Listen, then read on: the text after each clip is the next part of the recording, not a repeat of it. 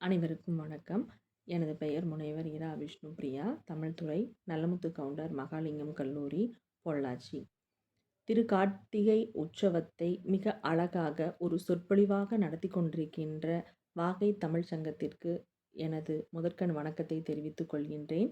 நான் பேச எடுத்துக்கொண்ட தலைப்பு பஞ்சபூதங்களில் நிலம் என்பது. இந்த நிலம் அப்படின்னு சொல்லும் பொழுது பல சொற்களால் அழைக்கப்படுகின்றது. பூமி, புவி, நிலம், நாடு, தரை, தளம் என பல்வேறு சொற்களால் கையாளப்படுகின்றது. விளைகின்ற நிலத்தை பொறுத்து விளைநிலம், தரிசு நிலம், காடு, மேடு என பல சொற்களால் அழைக்கின்றோம். நீர் போல இயங்காது ஒரே இடத்துல நிலைத்திருக்கின்ற ஒரு பூத வகை தான் எது அப்படின்னு சொன்னால் நிலம். இந்த நிலம் அப்படின்னு சொல்லும் பொழுது நில் என்ற சொல்லிலிருந்து நிலைத்து நிற்கின்ற என்ற சொல்லிலிருந்து வந்தது தான் இந்த நிலம் அப்படின்னு சொல்லி நம்ம பார்க்குறோம். அப்படி இருக்கையில் பஞ்சபூதங்களுக்கு நிலம், நீர், காற்று, நெருப்பு, ஆகாயம் சொல்லக்கூடிய இந்த பஞ்சபூதங்களுக்கு நம்மளுடைய தமிழர்கள் கோவில்களை அமைத்துள்ளார்கள். அப்படி பார்க்கும் பொழுது நிலம் அப்படின்னு சொல்லும் பொழுது காஞ்சிபுரம், நீர் அப்படின்னு சொல்லும் பொழுது திருவானைக்கால், நெருப்பு அப்படின்னு சொல்லும் பொழுது திருவண்ணாமலை, காற்று அப்படின்னு சொல்லும் பொழுது திருக்காளகஸ்தி, ஆகாயம் அப்படின்னு சொல்லும் பொழுது சிதம்பரம். இப்படி பஞ்சபூதங்களுக்கு கோவில்களை அமைத்து வழிபட்டார்கள் நம்மளுடைய தமிழர்கள். அப்படி நிலம் அப்படின்னு சொல்லும் பொழுது வாழ்க்கையோடு ஒன்றி இருக்கக்கூடியது தான் இந்த நிலம். நாம் இந்த பூமியில் பிறந்ததும் இந்த நிலத்துல தான். நம்மளுடைய உடல் மக்கி கடைசியில் அழிவு நிலையை அடைந்து சாம்பலாக போகக்கூடியதும் இந்த பூமியில தான். அப்போது பிறப்பும் இறப்பும் கலந்திருக்கக்கூடிய ஒரு இடம் அப்படின்னு சொல்லி பார்த்தோம்னா அது இந்த நிலத்தை சார்ந்துதான் அமைகின்றது. நம்மளுடைய பஞ்சபூதங்களில் இந்த பஞ்ச அப்படின்னு சொன்னாலே 5 அப்படிங்கிற ஒரு எண்ணிக்கையை குறிக்கும். பஞ்சலோகம், பஞ்சகாவியம் அந்த மாதிரியெல்லாம் நம்ம சொல்கிறோம். அப்படி இருக்கும் பொழுது நம்ம உடம்புலையும் பார்த்தோம் அப்படின்னா இந்த பஞ்சபூதங்கள் கலந்திருக்கின்றது. நிலம், நீர், காற்று, நெருப்பு, ஆகாயம். இந்த 5ம் இந்த உலகத்தில் எப்படி ஒன்று இணைந்து செயல்பட்டால் இந்த உலகம் இயங்குமோ அதுபோல் இந்த 5ம் சரியாக இருந்தால் மட்டும்தான் நம்மளுடைய உடல்நிலை சரியாக இயங்க முடியும். அப்படி பார்க்கும் பொழுது ஒவ்வொன்றுமே இப்போது நிலம் அப்படின்னு சொன்னால் நம்மளுடைய உடம்புல இருக்கிற எலும்பு, ரோமம், தசை இது எல்லாமே என்ன அப்படின்னு சொன்னால் நிலத்தோடு இருக்கக்கூடியதா, நிலத்தோடு பொருந்தி இருக்கக்கூடிய உறுப்பாக சொல்லப்படுது. நீர் அப்படின்னு சொல்லும் பொழுது நம்ம உடம்புல ஓடக்கூடிய இரத்தம், கொழுப்பு, பித்தம் இது எல்லாம் கலந்தது தான் என்ன அப்படின்னு சொன்னால் நீர். காற்று, காற்று அப்படின்னு சொல்லும் பொழுது நம்மளுடைய சுவாசம், அசைவு, நம்மளுடைய சுருங்கி விரியக்கூடிய விரிவு இது எல்லாமே என்ன அப்படின்னு சொல்லும் பொழுது காற்று. அடுத்ததாக பார்த்தோம் அப்படின்னா நெருப்பு. நெருப்புன்னு சொல்லும் பொழுது நமக்கு பசி ஏற்படுறது, தாகம் ஏற்படுறது இது எல்லாமே பார்த்திங்கன்னா நெருப்பினுடைய அடையாளமாக பார்க்கலாம். அடுத்ததாக ஆகாயம். ஆகாயம் அப்படின்னு சொல்லும் பொழுது மூளை, வயிறு, இதயம் இதோடு தொடர்புடையதாக இருக்கின்றது. இப்படி நம்ம உடம்புக்குள்ளேயே பார்த்தோம் அப்படின்னு சொன்னால் ஐம்புலன்களும் சரி, நம்ம உலகத்துலேயும் சரி எல்லாமே பார்த்திங்கன்னா ஒன்றோடு ஒன்று கலந்திருக்கக்கூடியதாக இருக்குது. அடுத்தது பார்த்தோம் அப்படின்னு சொன்னால் நம்மளுடைய விரல்கள். விரல்களில் பார்த்தோம் அப்படின்னு சொன்னால் இதுவும் பார்த்திங்க பஞ்சபூதங்களோடு ஒன்றி இருக்கக்கூடியதாக அமையக்கூடியது. நிலம் அப்படின்னு சொல்லும் பொழுது முதல்லேருந்து பார்த்தோம் அப்படின்னு சொன்னால் நிலம். நிலம் அப்படின்னு சொல்லும் பொழுது நம்மளுடைய என்ன விரல் அப்படின்னு சொன்னால் மோதிர விரல். மோதிர விரலை தான் என்னன்னு சொல்லுவோம், நிலம்னு சொல்லுவோம். அடுத்தது பார்த்திங்கன்னா சுண்டு விரலை என்னன்னு சொல்லுவோம், நீர்னு சொல்லுவோம். நெருப்பு அப்படின்னு சொல்லும் பொழுது நடுவிரலை சொல்லுவோம். அடுத்ததாக பார்த்தீங்க அப்படின்னு சொன்னால் காற்று அப்படிங்கிறது ஆள்காட்டி விரலை சொல்லுவோம். கட்டை விரல் அப்படின்னு சொல்லும் பொழுது ஆகாயத்தை நம்ம சொல்லுவோம். இப்படி 5 விரல்களும் 5 பூதங்களோடு தொடர்புடையதாக அமைகின்றது. அடுத்ததாக பார்த்தீங்க அப்படின்னு சொன்னால் நம்மளுடைய உள்ளுறுப்பும் சரி, நம்மளுடைய வெளி உறுப்பும் சரி எல்லாமே பார்த்திங்கன்னா ஒவ்வொரு அந்த பஞ்சபூதங்களோடு தொடர்புடையதாகவே அமைஞ்சிருக்கும். இப்போது நிலம் நம்ம பார்க்குறோம். நிலம் பார்த்தோம் அப்படின்னா நம்மளுடைய உள் உறுப்பில் மண்ணீரல், அதாவது மண்ணீரல், இரைப்பை இது எல்லாமே பார்த்தீங்க அப்படின்னு சொன்னால் அதோடு கட்டுப்படுத்தி தொடர்புடையதாக அமைஞ்சிருக்கும். இப்போ வெளியுறுப்பு பார்த்தீங்க அப்படின்னு சொன்னால் மண்ணீரல் மாதிரி தான் நம்மளுடைய உதடு, அதனுடைய வடிவமானது அமைஞ்சிருக்கும்.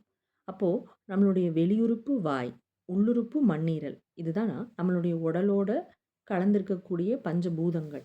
அப்போது நமக்கு வாய் அப்படின்னு சொல்லும் பொழுது அது நமக்கு இனிப்பு சுவை கேட்கும்.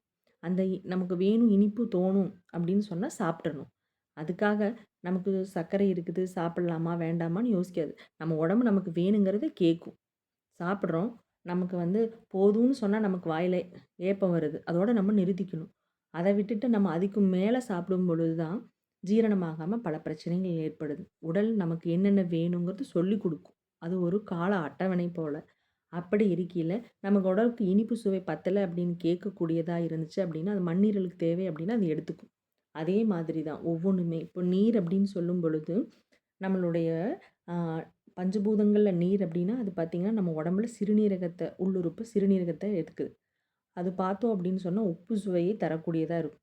அடுத்தது பார்த்தீங்க அப்படின்னா, காற்று. காற்றுன்னு சொல்லும்பொழுது, நம்ம உடம்புல இருக்கக்கூடிய நுரையீரல், சளி இப்ப நம்ம காற்று உள்ள போகுது. எல்லாமே பார்த்தீங்க அப்படின்னா, நுரையீரலு, குடலு இது எல்லாமே உள்ள போகும். ரொம்ப சொல்லப்போனோம்னா, இதுக்கு வெளியுறுப்பு பார்த்தீங்க அப்படின்னா, மூக்கு. அது என்ன சுவை எடுத்துக்கும் அப்படின்னு சொன்னா, இப்போ நிலத்துக்கான சுவையா இனிப்பு, நீருக்கான சுவையா உப்பு. அடுத்தது பார்த்தோம் அப்படின்னு சொன்னா, காற்றுக்கான சுவையா பார்த்தீங்க அப்படின்னா, மூக்குல நம்ம காரம் நல்லா சாப்பிட்டோம் அப்படின்னு சொன்னா என்ன ஆகும்? மூக்குல தண்ணி வரும் இல்லைங்களா? இது நமக்கு காட்டிக் குடுக்கும். இப்போ புளி இருக்குது. நல்ல புளிப்பு சுவையுடையதா இருக்குது. நமக்கு ஒண்ணு எடுத்து வாயில மாங்கா கடிக்கிறோம், இல்ல ஏதாவது ஒண்ணு பண்றோம்னு வச்சுக்கோங்க. அப்ப நம்ம புளிப்பு சுவை பட்டதையும் நேரா எங்க போகுது? கண்ணு சுருங்குது. கண்ணு "ஐயய்யோ!" அப்படின்னு சொல்லி நம்ம நெனைக்கிறோம் இல்லைங்களா? அப்ப அது வெளியுறுப்பு கண்ணு காட்டிக் குடுக்குது, அந்த புளிப்பு சுவைய. அப்போ இதுக்கானது என்ன அப்படின்னா, ஆகாயம். அப்போ அதனுடைய உள்ளுறுப்பு என்ன அப்படின்னு சொல்லும் பொழுது, கல்லீரல், பித்தப்பை. அதே மாதிரி நம்மளுடைய நெருப்பு அப்படின்னு சொல்லி பார்க்கும்பொழுது, இதயம், குடல். இது எல்லாமே பார்த்தீங்க அப்படின்னா, துவர்ப்பையும், கசப்பையும் விரும்பும். நாக்கு. இந்த மாதிரி நம்ம உடம்புல இருக்கக்கூடிய உள்ளுறுப்பு, வெளியுறுப்பு இது எல்லாமே சேர்ந்து ஒவ்வொன்றும் பஞ்சபூதங்களோடு தொடர்புடையதாக அமைஞ்சிருக்குது. அப்போ நமக்கு வெளிய நம்ம பார்த்தோம் அப்படின்னு சொன்னா வெளிய தெரியாது. நம்மளுடைய கால் இருக்கக்கூடிய கட்டை விரல நல்லா அழுத்தும் பொழுது, அதே சமயத்தில நம்ம ஒவ்வொன்னுமே இப்ப அக்குபஞ்சர் மத்த மாதிரி நெறைய மருத்துவங்கள் எல்லாம் நம்ம செய்றோம். ஒவ்வொரு உறுப்புகள் நம்ம வெளிய அழுத்தும் பொழுதும், அது நேரா போய் உள்ளுறுப்ப தொடும். தூண்டு உணர்வை நமக்கு ஏற்படுத்தும். அப்படிதான் ஒவ்வொன்னுமே நம்மளுடைய மனிதனுடைய உள்ளயும் சரி, வெளியும் சரி, பஞ்சபூதங்கள் இல்லாம ஒரு அணுவும் அசையாது அப்படின்னு சொல்லி நம்ம சொல்லலாம். பொதுவா பார்த்தோம் அப்படின்னு சொன்னா, இந்த பூமி எப்படி இயங்குது அப்படின்னு சொல்லி பார்த்தா, நிலம், தீ, நீர், வளி, விசும்பொடு ஐந்தும் கலந்த மயக்கம் உலகம் ஆதலின் அப்படின்னு சொல்லி தொல்காப்பியர் சொல்றார்.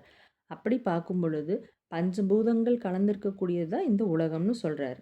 அவர் வழியிலேயே பார்த்தோம் அப்படின்னு சொன்னா, புறநானூறு என்ன சொல்லுது அப்படின்னு சொல்லும் பொழுது, "மண் திணிந்த நிலனும், நிலன் ஏந்திய விசும்பும், விசும்பு தைவரு வளியும், வளி தழீஇய தீயும், தீ முரணிய நீரும் என்றாங்கு ஐம்பெரும் பூதத்து இயற்கை போலன்னு" சொல்லுது. அப்போ இந்த பூமி, நிலம் எப்படி உருவாச்சு?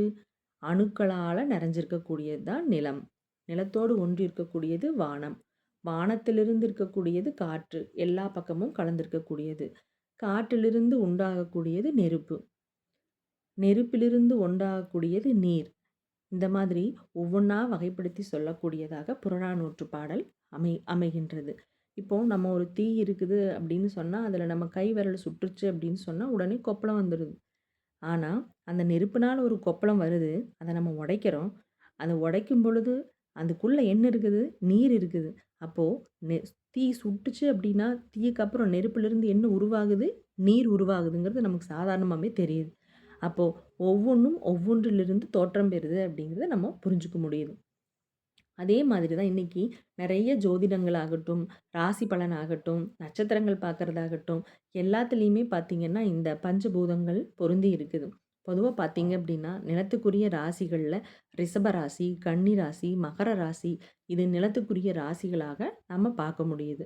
அடுத்ததா பார்த்தீங்க அப்படின்னா, நிலத்தை சொல்லும் பொழுது, நட்சத்திரங்கள பார்க்கும் பொழுது, அஸ்வினி நட்சத்திரம், பரணி நட்சத்திரம், கிருத்திகை, ரோகிணி போன்ற நட்சத்திரங்கள் நிலத்தோடு தொடர்புடையதாக நம்ம பார்க்குறோம்.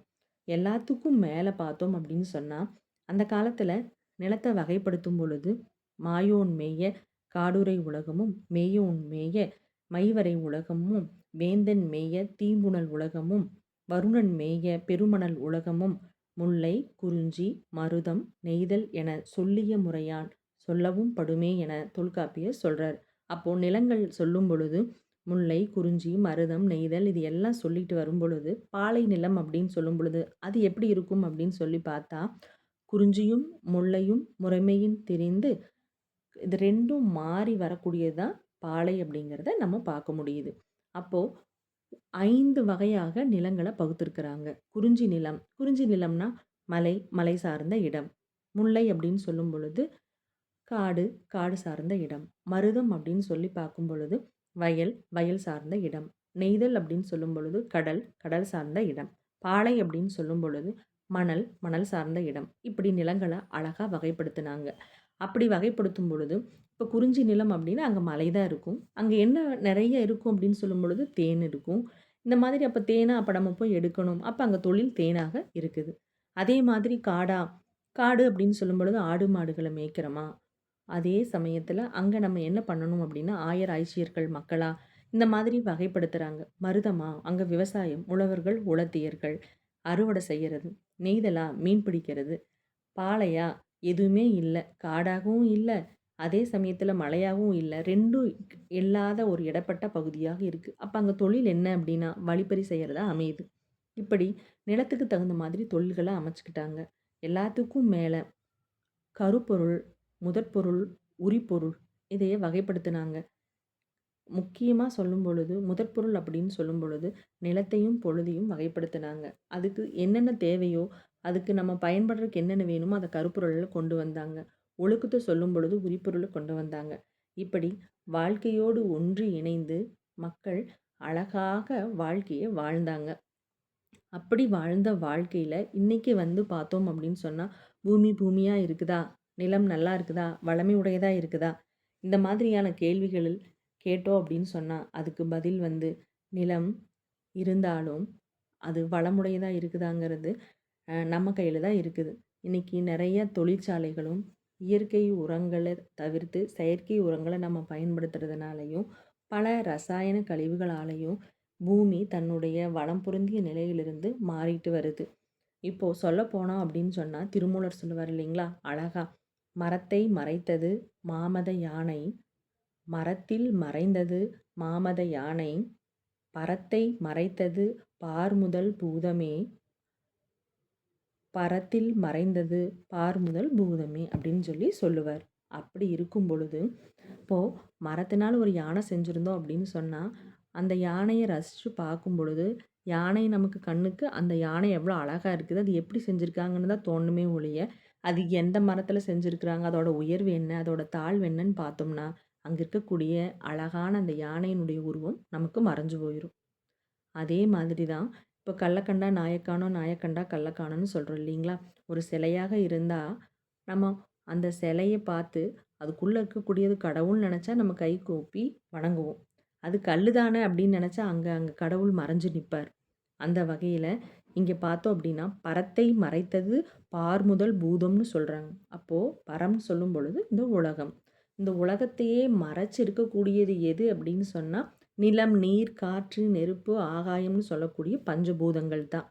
அப்போ இத்தனைக்கும் ஒவ்வொன்னுக்கும் அடிப்படையாக இருக்கக்கூடியது இதுதான். நீர் இல்லாம இந்த உலகத்துல இருக்க முடியாது இல்லைங்களா? நிலம் நம்ம வாழ்க்கைக்கு ஆதாரமா ஒரு இடத்துல நிலைத்து நிற்கிறோம் அப்படின்னா, அதுக்கு நிலம் தேவை. எல்லாத்துக்கும் மேல சுவாசிக்கிறோம் அப்படின்னா காற்று தேவை. இது ஒவ்வொன்னுமே ஒவ்வொன்னோடு தொடர்புடையதா இருக்குது. ம். அப்போ அப்படி இருக்கையில பரத்தை மறைத்தது பார்முதல் பூதம்னா, இந்த உலகத்துல எல்லாமே எல்லாம் பஞ்சபூதங்களால தான்ப்பா ஆயிருக்கு. பஞ்சபூதங்களால தான் நிறைஞ்சிருக்குது அப்படின்னு நெனச்சா, அது இருக்கும்.